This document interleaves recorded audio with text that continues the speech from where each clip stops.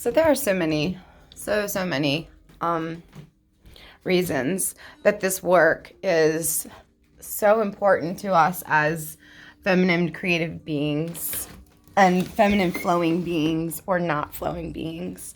Like for me, when things were not healed or addressed even or acknowledged in my body, especially from my womb space, my most creative space, the space where things that matter to me are kind of governed, whether it's what I want to eat, what I want to watch on TV, who I want to date, who I sleep with or not sleep with,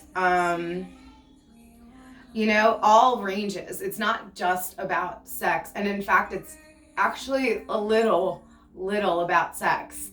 But in a way, like not honoring that part still is like, blocking for me. Like not being able to just feel like sure, this work can be for that. Like that is part of it, but it isn't all about that.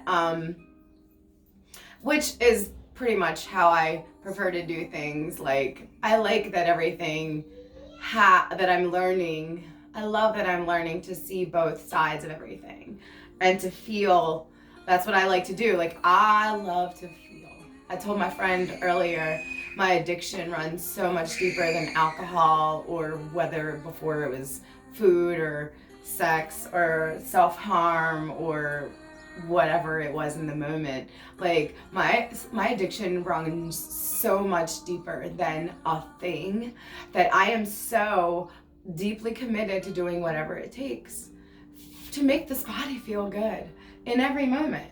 Like and I was able to go into this situation last night in a really good feeling space. I deliberately chose to get to drink, and immediately I was feeling waves of relief, the ease, and I was like, oh, friend is here.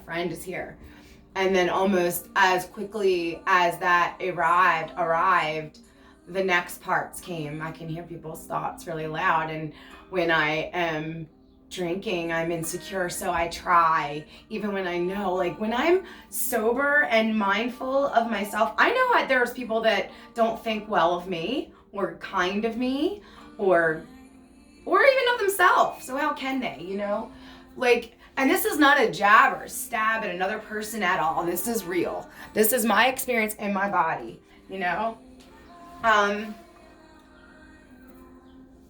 I used that medicine, the alcohol and the other parts to protect me back then because I could not let the me come out.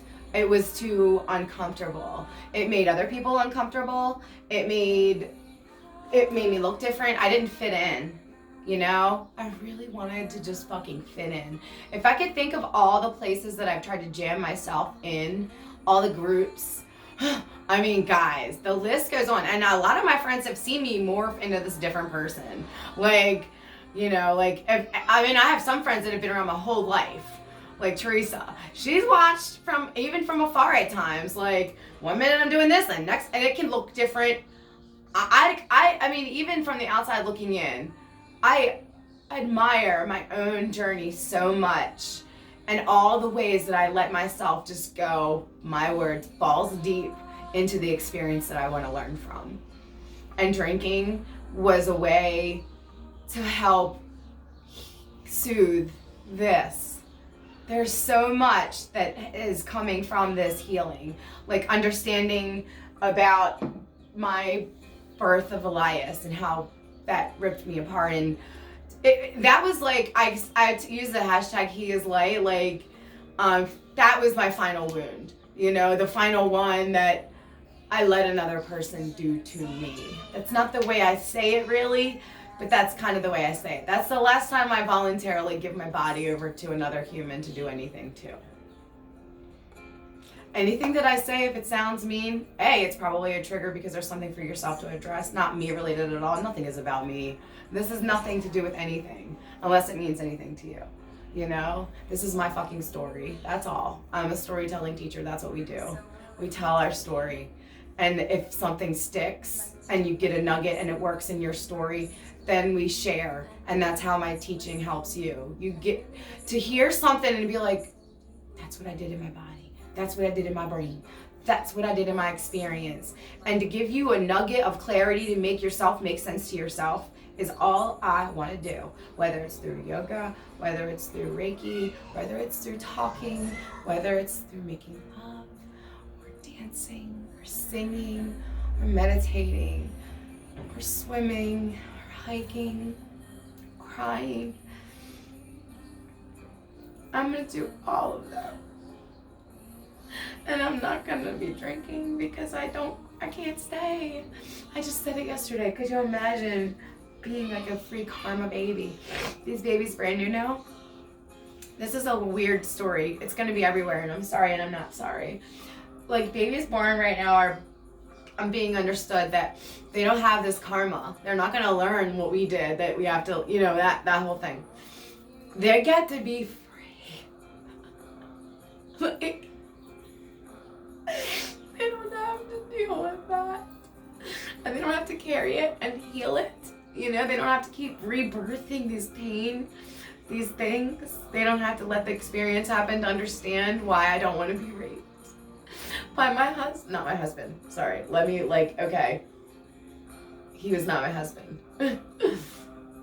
I did say that about him, but he was not my husband. My actual husband was the most kindest man that I've ever known, especially in that nature. Like, when we first were dating, I went to his house in normal Nancy fashion and just got butt naked because I was drunk and high, right in his bed. And he didn't even touch me. He stayed dressed and nope. He didn't even get close enough to breathe the same breath. He's always been the most respectful person of my physical body space, which is, of course, how else could I have trusted a man to marry me?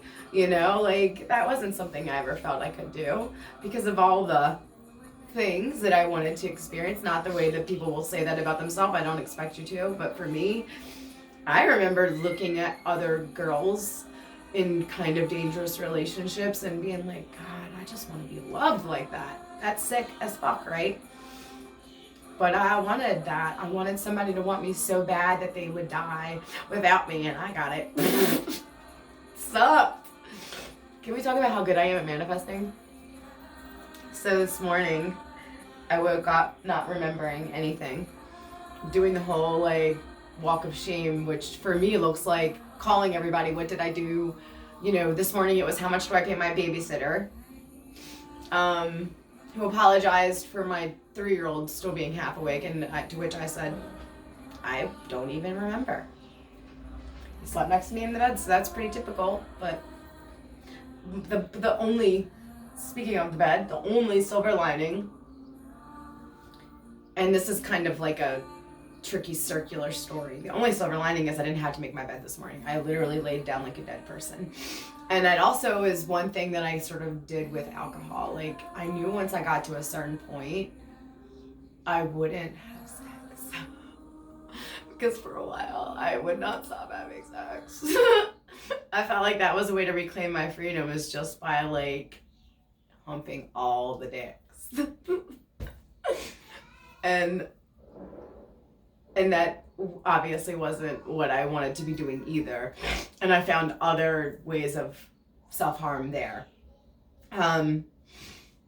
But, it's so crazy the way that we feel pain and try to punish ourselves in the name of freedom or rebellion. How can it not be hilarious and beautiful and sad and happy? I mean, if I think about all the things, Some of them I probably could have not done, you know? I probably could have skipped. But why? Why? Why would I do that? And know and risk not knowing. That's who we are. We wanted to know. These new babies, they're gonna just be like, y'all are crazy for that shit. I'm just gonna be over here just knowing I deserve love. Just knowing I love myself so much that I would die without me, you know? And not in a fucking freaky, creepy way like Nancy, like, you know, like, real love. And that means it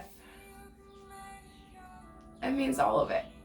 Every day you can wake up brand new and you can start again and you can reach for a thing that you want and you can be with the world how you want and you can start shaping things how you want. And when it's not flowing, it looks like we don't go for the job we want. We don't speak up for the money we want. We don't speak up to our partner in our relationship in bed or in just the marriage or the relationship rules or whatever it is. I'm a pretty relationship-y kind of person. People are my thing. So I've done it all, like with that. Not all, but I will by the time I'm done. And that's not a negative thing. That's just an exploratory for me thing, you know, like that's what I do. I do people. Okay, that's sounding weird, but it's also on purposely funny and just what I do. It's just the truth. Okay, keeping it going. And again, this is not always about sexual. And now often it isn't. Sometimes it is though. Okay, all right, I'm gonna continue. So, you know, like when we don't feel worthy of the love, the support, the understanding, the compassion, the rest, the pleasure, the joy, the pain, the anger, the rage, you know, the fear, the fight. When we don't let those parts flow, it comes out and into our body in ways that don't feel good to us. And it will start small and it gets bigger. It gets bigger. It looks like you stay in a relationship for a long time that doesn't make you happy. It looks bigger like your body changes, whether it's health or size. Maybe you lose weight or gain weight because of anxiety.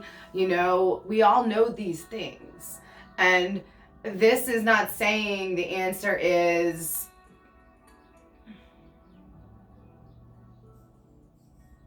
connected to or disconnected to sex.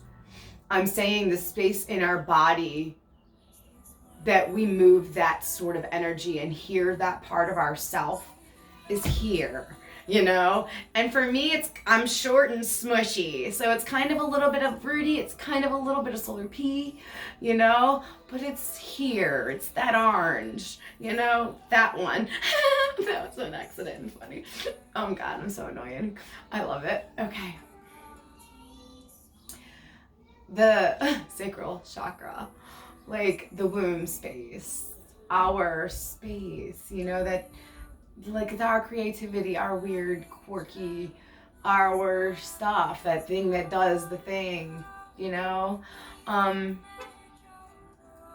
love that space. I love that life comes from our most highest form of pleasure. Like if you think about it, of course the universe wanted orgasms to feel good like that, so that it keeps coming back to life. Like it wants to live. And once humans know that that can happen, they want to do that, you know? And not letting yourself do that in all the ways. And that doesn't mean just that way. You know, that means doing work that you love, doing art that you love, doing anything that you love, eating foods that you like, speaking up for yourself. It's more connected to the throat, but this being blocked fucks everything up.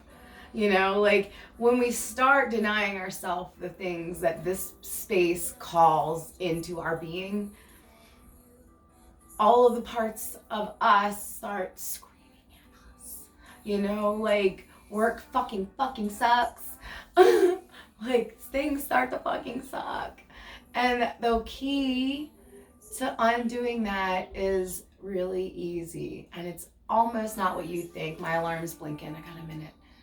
It's easy. Just start letting yourself feel good for a moment and do it again and it again. And just reach for anything to bring yourself a little bit of pleasure. How can I feel more pleasure right now? I'm gonna take a breath. How can I feel more pleasure right now? I'm gonna get some water. I'm gonna go for a hike.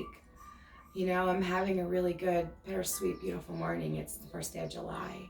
My first day being sober again because I want to stay happy because I know that I'm choosing this. I'm not missing out by not belonging. I'm belonging to me, you know. So I'm going to go before my alarm beep, beep, beeps. And I just wanted to offer this Wednesday wisdom drop. Let yourself have a tiny bit of pleasure and see what the universe gives you for that. You will get presents for presents. That's where that comes from. So let me know if you try it. Let me know if you need any help trying it. And I'll be back when I have more memory. Bye. On the phone. I don't have memory for